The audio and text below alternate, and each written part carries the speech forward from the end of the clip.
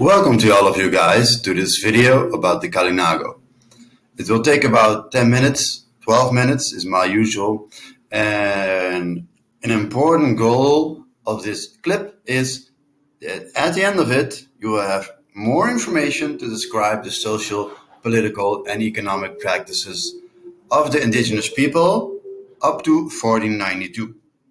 And I don't have to explain that year anymore to you guys. You know all about it. And more information you can find in this chapter of your book, Chapter 1, Caribbean History for SCEC, the textbook version. So, important here is the Kalinago, the last group to settle. This group, when Columbus came to the Caribbean, they had been there for 40 years or so. Más o menos 40 años. Yeah. And they were latecomers. They were pretty new. They had settled, but they were still migrating from island to island and making settlements in the different islands of the Caribbean, mainly the Lesser Antilles.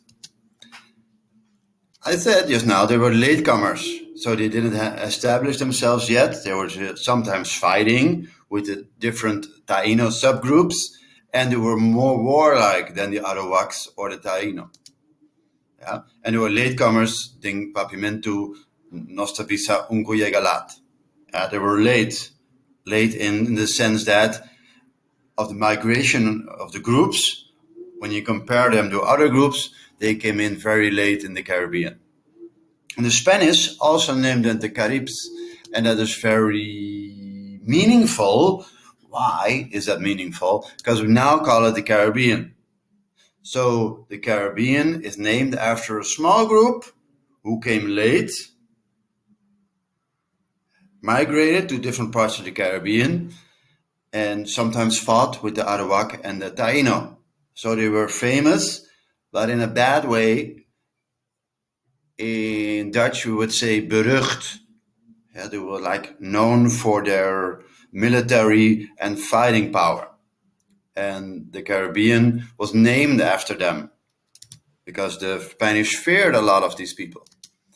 Their diet, what did they eat? What was their diet? Well, perhaps you recognize this picture from a former video because we're going to talk about it there now. Yeah, it is also beet that the Taino used to eat. Yeah, they also eat it. The women cultivated crops. Think papimento itzaquita cultiva. They worked on the land.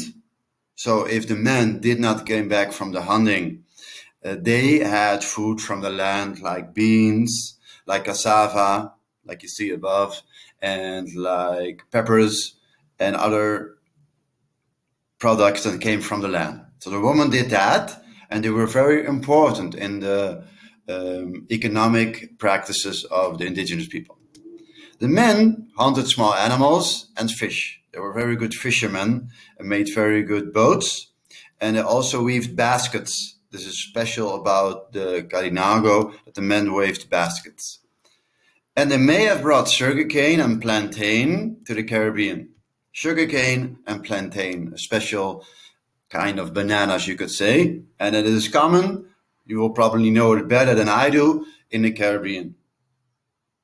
It's like a banana, but not quite, and you eat it in a different manner, and it is also less sweet. There are villages.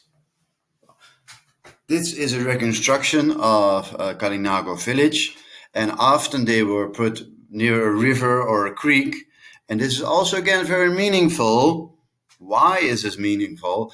Because if they had to flee, because the Arawaks and the Taino fought against them, they could flee very fast by using the river, by using boats on the river or the creek, and you could reach open water very fast. Yeah. So this is also an aspect of their warlike lifestyle. The men and the boys lived in larger houses like these, and this is also again meaningful. Yeah, this teaches us a lot about the Kalinago. Why? Because they had a patriarchal culture. It means that the men had higher status and higher esteem within the culture of the Kalinago than the women had. Sorry for all the women that are watching, but it's not my fault that their culture was like that.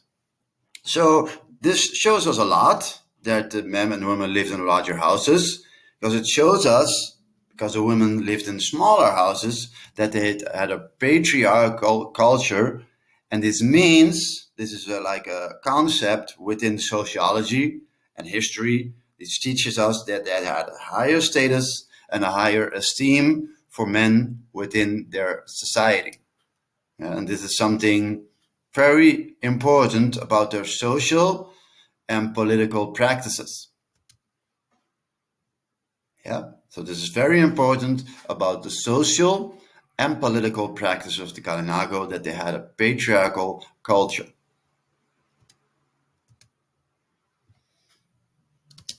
Okay, their society was patriarchal but less hierarchical. What does that mean? A less hierarchical society. Yeah. Well, for instance, and this again is the social and political element of their culture, again, the chiefs ruled by consensus. So different from the Taino, who had absolute power. They ruled by consensus in Papiamento. And this means that if they had to take decisions about food or about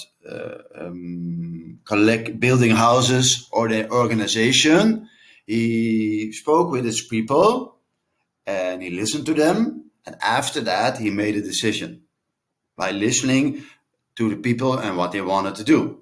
There was one exception, and this was in times of war. In times of war, the chief expected obediencia from his people.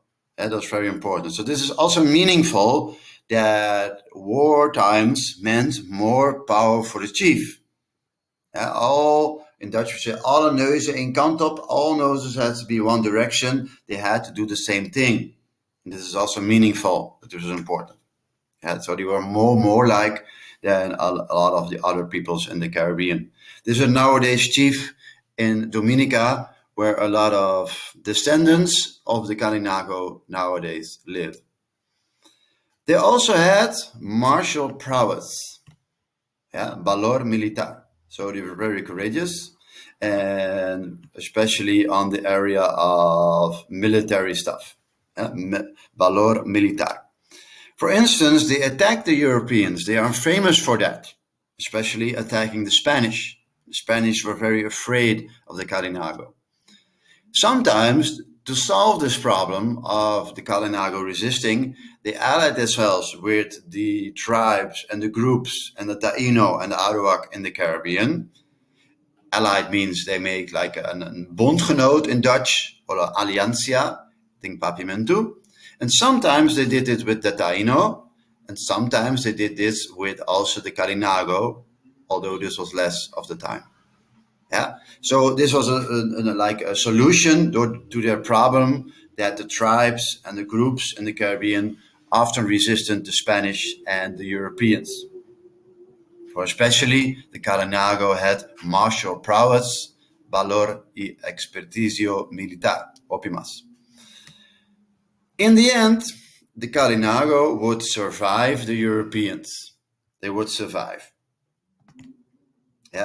The Lesser Antilles held off subjugation, and this is interesting. What are the Lesser Antilles? Of course, our area, Aruba, Curacao, Bonaire, but also these islands here, St. Lucia, for instance, and Trinidad and Tobago, and St. Kitts and Nevis, and other islands over here, a lot of islands, they were the Lesser Antilles, and they held off subjugation. By subjugation, I mean in Nederlands onderwerping, en in Papiamento subjugation, porta, et significa, and aquí were not conquered by the Spanish or the Portuguese or the English or the Dutch. So they held off subjugation. Zij hielden tegen dat ze werden overwonnen en overheerst in Dutch. Held off subjugation in the Lesser Antilles, that is over here. Over here is the Lesser Antilles. Yeah. There were, because of this, because of that they held off subjugation, they had no right exposed to European diseases that were deadly for the Mayans and for the Taino and the Arawak. But because they held off subjugation, they did not get ill and they died not as much as the other people. And it is said in your textbook of SCEC by Oxford University that all living people of American descent are descendants of the Kalinago.